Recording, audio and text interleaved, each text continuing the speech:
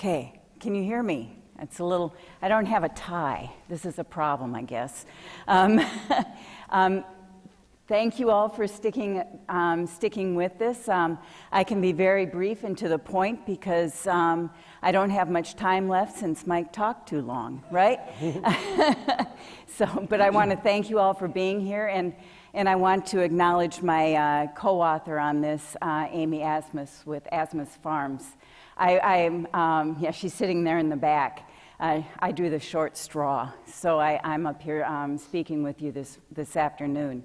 But it's been a real pleasure working with this group.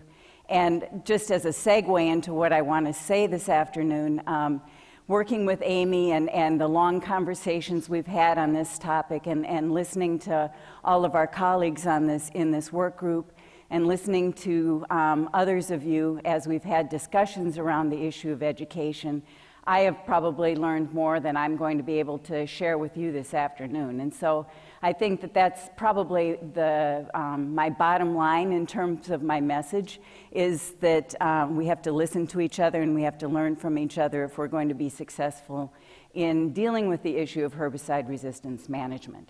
My goal is to keep my comments very short and to use my time here to present a few ideas, and then I want to turn it over to you to present your ideas and to generate some discussion around how can we reinvigorate our educational efforts so that we can be more successful, because you've certainly heard a lot about what we aren't successful at already today. So to start us off, just to come back to the point that everybody has been making today, is that the situation that we're dealing with is very complex, and the grower situation is very complex. We've got, bottom line is we have to think about this in many, many different aspects and understand the diversity of production systems that we're dealing with, and just the complex interactions between those production systems and the issues that growers are dealing with at each different location. And this is not a one-size-fits-all problem, and education is not going to be a one-size-fits-all solution.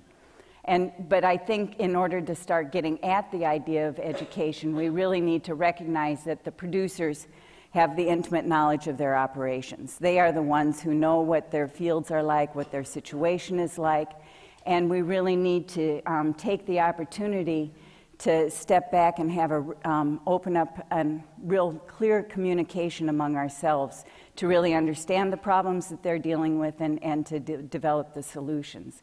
And as has been said already today, the communication has to be two-way.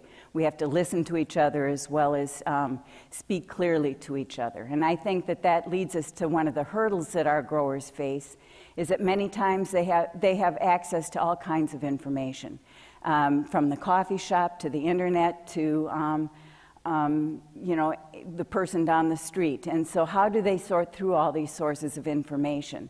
Some of these messages that they're hearing are conflicting, and it depends that those conflicts often are based on the biases of the individuals who are putting that information together, or the objectives of the individuals who are putting that information together. And so they have a real hurdle to try to sift through all that information to make a decision about their weed management programs.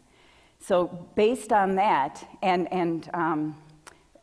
based on that thinking, I want to step back for a second and really acknowledge some of the really good programs that are out there. We've got good best management practices. We have, at local levels, at state levels, a tremendous amount of research going on, very good educational outreach efforts, and some real good success stories.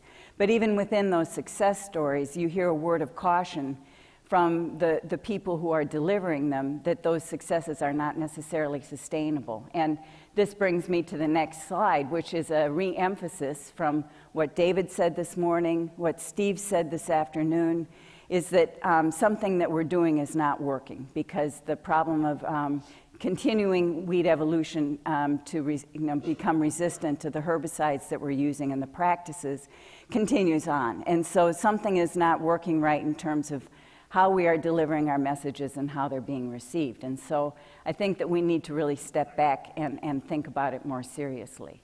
So I think what we need to do, though, is really think about this from two levels. There are things that we can do at a national level to help affect change in our educational approaches, and then there's really local things that we need to be considering. And I'd like to throw out some ideas from both of those perspectives.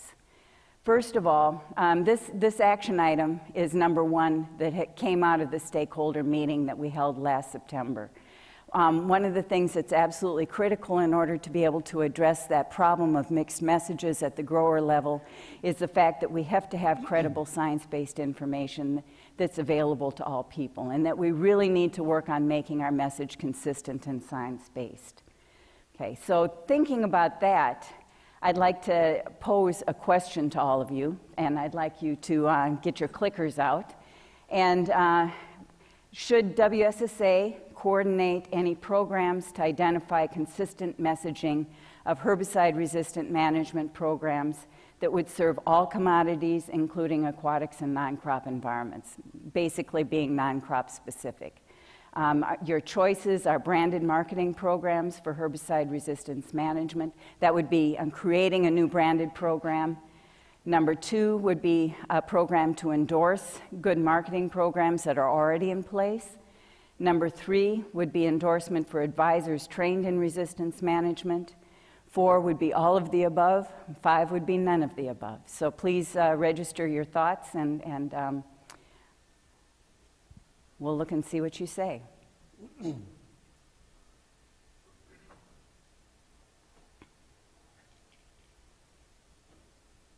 Okay, all of the above. Okay, WSSA, I think you have some work to do.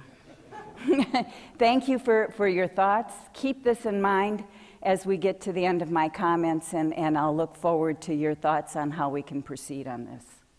Okay, this idea of the consistent science-based message and how critical it is leads me to my next action item, which is on looking at it primarily from a national basis.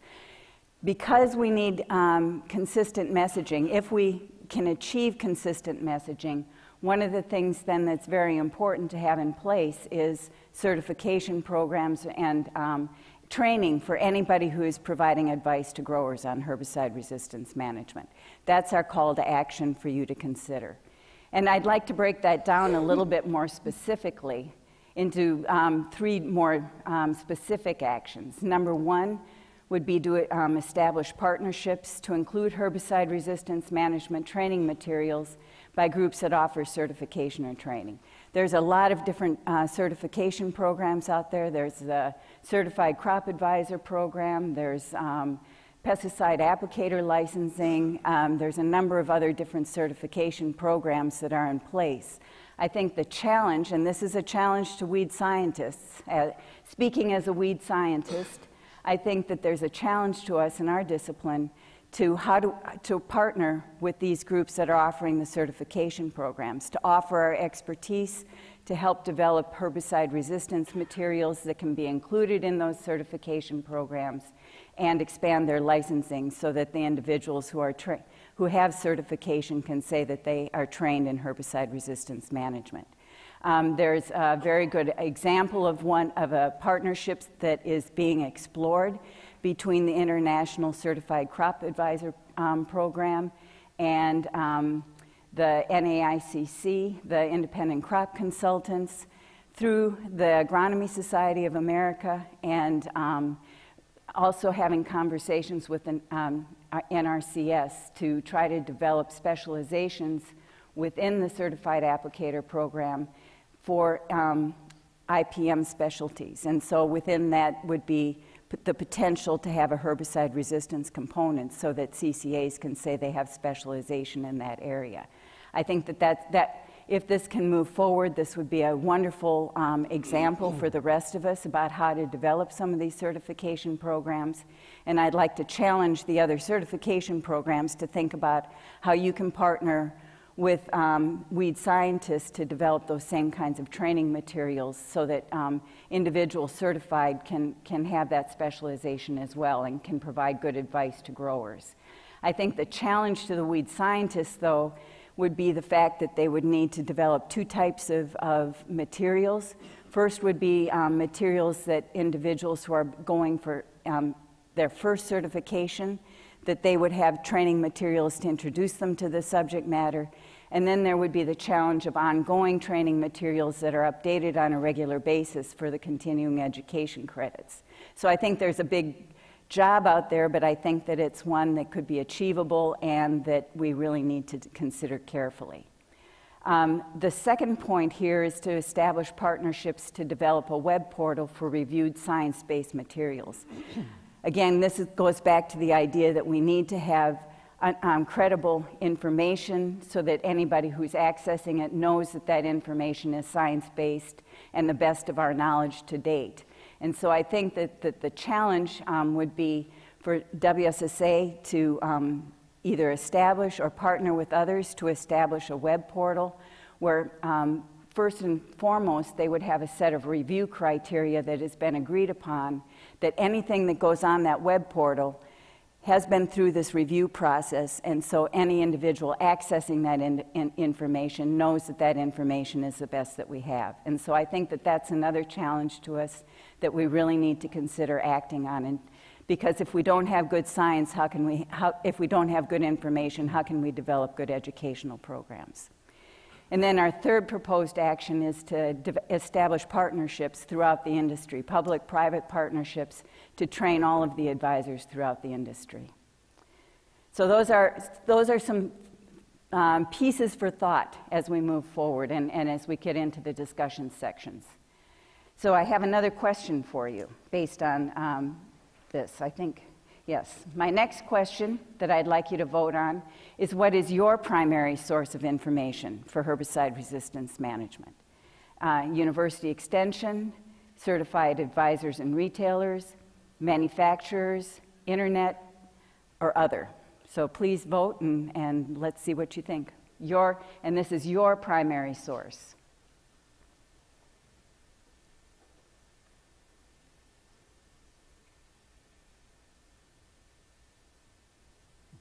Okay, University Extension is the primary source of information for this group. Thank you. I have a follow-up question, okay? So let's move on to the follow-up question. Who is the primary source of information on herbicide resistance management for growers, in your opinion? University Extension, certified advisors, manufacturers, internet, or other?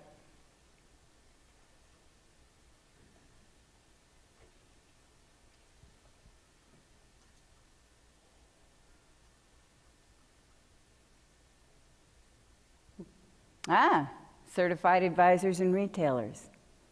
Interesting, isn't it? How you phrase the question just a little bit differently and you get a different response. And I would just about guarantee you that if I posed this question around the country in the different regions to different audiences, I would get a different set of responses. So it appears to me that it's how you phrase the question and who your audience is, how they're going to respond. Could I please have the answers to the first questions that were posed today? Remember when you first came into the room, we asked you to identify yourself in terms of your primary industry or your primary occupation as you came into the room.